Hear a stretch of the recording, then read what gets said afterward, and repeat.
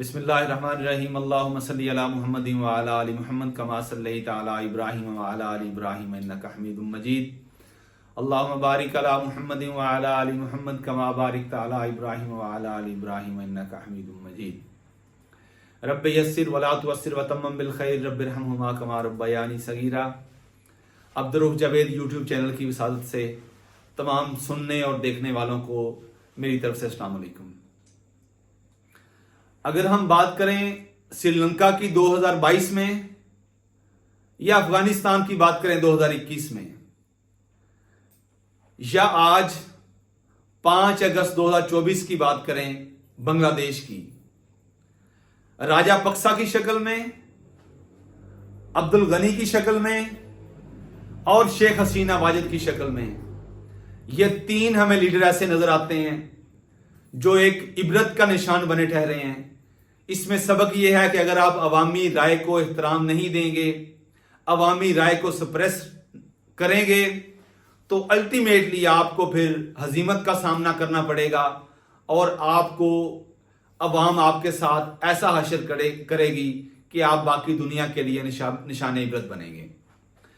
आज 5 अगस्त 2024 को बांग्लादेश की प्राइम मिनिस्टर हसीना वाजिद, वो हसीना वाजिद जो पिछले 20 साल से इक़्तिदार में है, अपने आप को मजबूत तरीन आयरन लेडी समझते हुए, जिसने अपने 20 सालों के दौरान अपने हर सियासी मुखालिफ को पाबंदे सलासल करने की कोशिश की, अपने हर सियासी मुखालिफ को जान से मारने तक की हर मुमकिन सही की।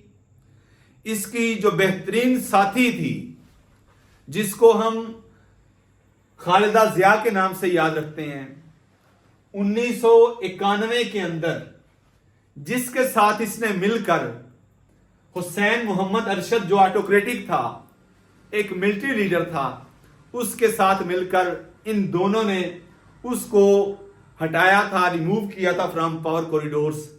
तो उसी को भी अल्टीमेटली, यानी वो खालिदा जिया जो 1991 से लेकर 1996 तक इक़्तिदार में रही, उसको इसने पिछले 6 सालों से हाउस अरेस्ट में रखा हुआ था। स्टूडेंट्स के ऊपर, सिविल सोसाइटी के ऊपर, हर अपने सियासी मुखालिफ के ऊपर इसने जबरो जुल्म के पहाड़ तोड़े। और जो सबसे बड़ा काम इसने किया, इनका कॉन्स्टिट्यूशन जो इनके फ्रीडम फाइटर्स हैं उनके लिए 13% कोटा मुख्तर करता है। ये उन 30% कोटे में से इसने सारे अपने सियासी जो इसके हम ख्याल थे उनको नवाजने के लिए इसने वो एक विंडो बनाई हुई थी। हालांकि सुप्रीम कोर्ट ने यह वर्डिक्ट दी कि आप इस कोटे में 97% लोगों को मेरिट पे भर्ती करें, 93%, लेकिन इसने सुप्रीम कोर्ट की इस वर्डिक्ट को भी साइड पे किया, उसको इग्नोर किया, उसको मानने से इनकार किया। अल्टीमेटली पब्लिक के अंदर इसके खिलाफ जो है एग्रेशन और बढ़ा, और फिर लोग सिविल एक डिसओबीडियंस की शक्ल में, सिविल मूवमेंट की शक्ल में इसके खिलाफ नॉन कोऑपरेशन मूवमेंट इन्होंने लोगों ने चला दी, जिसकी वजह से इसको ये सारी हजीमत का सामना करना पड़ा। और आज वो औरत जो अपने आप को आयरन लेडी समझती थी, जो अपने आप को अखले कुल समझती थी, उसको कमरुज़्ज़मान साहब जो उनके चीफ ऑफ आर्मी स्टाफ हैं, उसने 45 मिनट का अल्टीमेटम दिया कि आपने मुझे तो गोली चलाने का हुक्म दिया कि अवाम के ऊपर गोली चलाएं, मैं गोली नहीं चलाऊंगा, आपके पास 45 मिनट हैं कि आप मुल्क बदर हो जाएं या सरेंडर कर दें। तो उसने गनीमत समझा कि वो मुल्क बदर हुई, और क्योंकि वो समझती थी कि मुझे शायद कोई और ताकत अवामी सैलाब के सामने खड़ा होने के लिए बैसाखियां फराहम करेगी, लेकिन वो ये शायद ये समझने से वो कासिर रही या जानबूझकर इस हकीकत को नजरअंदाज करती रही कि जो अवामी ताकत है वो बहुत बड़ा सैलाब होता है। इस सैलाब के सामने बड़े बड़े जो सतून हैं वो भी खस्सो खशाक की तरह बह जाते हैं। तो अल्टीमेटली क्योंकि इसके मोदी साहब के साथ बड़े मजबूत रिलेशंस थे, उसकी शय पे ये खड़ी रही, लेकिन जब अवामी सैलाब बेफर के सामने आया तो मोदी साहब की बैसाखियां भी वो टूटती नजर आईं और भाग के उसको हेलीकॉप्टर्स के जरिए इंडिया में जाके पनाह लेनी पड़ी, और वहां से वो शायद सुनने में आ रहा है कि बरतानिया का रुख कर रही है। تو یہ حسینہ واجد سب سے پہلے 1991 میں حسین محمد ارشد کو، جو ایک آٹوکریٹک تھا، اس کو ملٹری آفیسر تھا جو 1983 سے 1990 تک جو ہے نا وہ ایوان کے اقتدار کے ایوانوں میں بیٹھا رہا، اس کو انہوں نے، حسینہ واجد نے خالدہ ضیاء کے ساتھ مل کر، جس کی اپنی پارٹی بنگلہ دیش نیشنلسٹ پارٹی ہے، اس کے ساتھ مل کر اس کو ریموو کیا. اور پھر ویری فرسٹ جو الیکشن ہوتے ہیں اس کے بعد آٹوکریٹک گورنمنٹ کے بعد 1991 میں الیکشن ہوتے ہیں، اور اس الیکشن میں جو خالدہ ضیاء ہے وہ حسینہ واجد کو ڈیفیٹ دیتی ہیں، اس کو شکست دیتی ہیں اور وہ پرائم منسٹر بنتی ہیں. اس کے بعد پھر جب 1996 میں الیکشن ہوتے ہیں تو یہ حسینہ واجد 10th پرائم منسٹر بنتی ہے بنگلہ دیش کی. یہ حسینہ واجد کون ہے؟ یہ شیخ مجیب الرحمان، جو بنگلہ دیش کا پہلا پرائم منسٹر اور پہلا پریزیڈنٹ تھا. اس کو 15 اگست 1975 میں ملٹری کو کے ذریعے اس کے ہاؤس پر اٹیک کیا گیا، اور اس کو اس کی فیملی سمیت جتنے بھی وہاں پہ اس کے بچے تھے ان کو وہاں پہ قتل کر دیا گیا تھا. ایون اس کا جو شیخ رسل 10 سال کا بیٹا تھا اس کو بھی نہیں چھوڑا گیا تھا. اس کے علاوہ شیخ کمال اور اس کے علاوہ ایک اور بیٹا تھا شیخ جمال. یہ تینوں بیٹوں کو بھی اس کی والدہ کے ساتھ، یعنی اس کی بیگم کے ساتھ، جس کا نام فضیلت النساء تھا. یعنی یہ امپورٹنٹ پوائنٹ ہے کہ حسینہ واجد کی والدہ کا نام کیا تھا اور شیخ مجیب الرحمان کی بیوی کا نام کیا تھا؟ فضیلت النساء.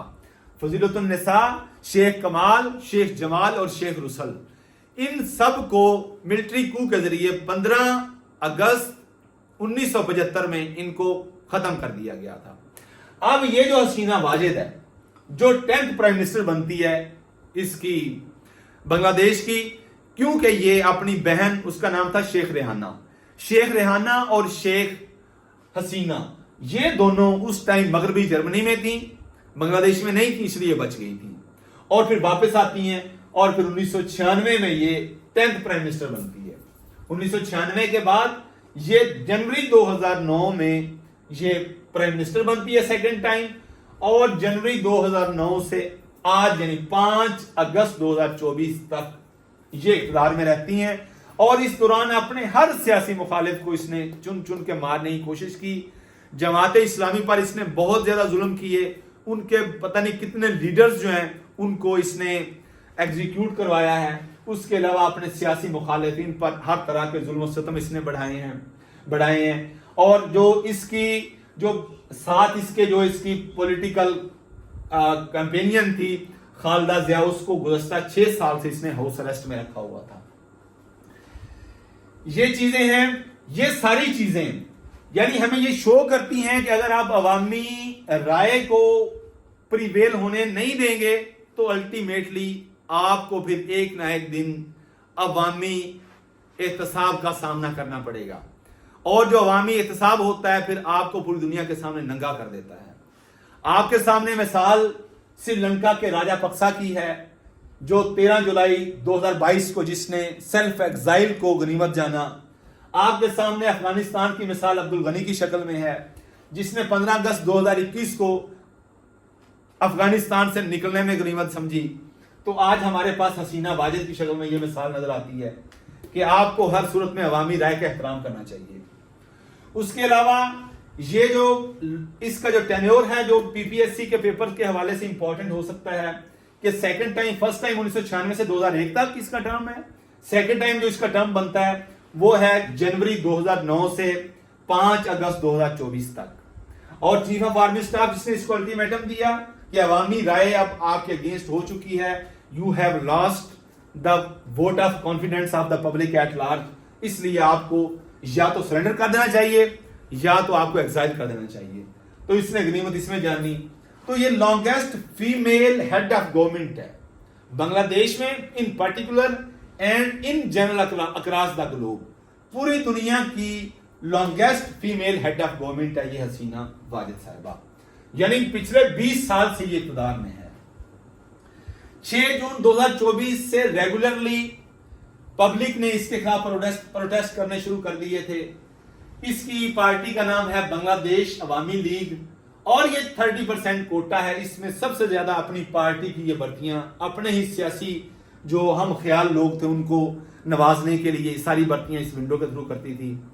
تو اس نے سپریم کورٹ کی ورڈکٹ کو بھی اگنور کیا, پبلک کی وائس کو بھی اگنور کیا, اور الٹیمیٹلی لوگوں نے پھر اس کو نشان عبرت بنایا. پاکستان کے لیے بہت سی نیک دعائیں, اللہ ہم سب کے لیے آسانیاں پیدا کرے. اللہ کرے کہ ہمارے ملک کے اندر بھی یہاں پہ وہ فصل گل نکلے کہ جس سے بھی کبھی اندیشہ زوال نہ ہو. وہ اس طرح کا جو شعر ہے مطلب اور مفہوم یہی ہے.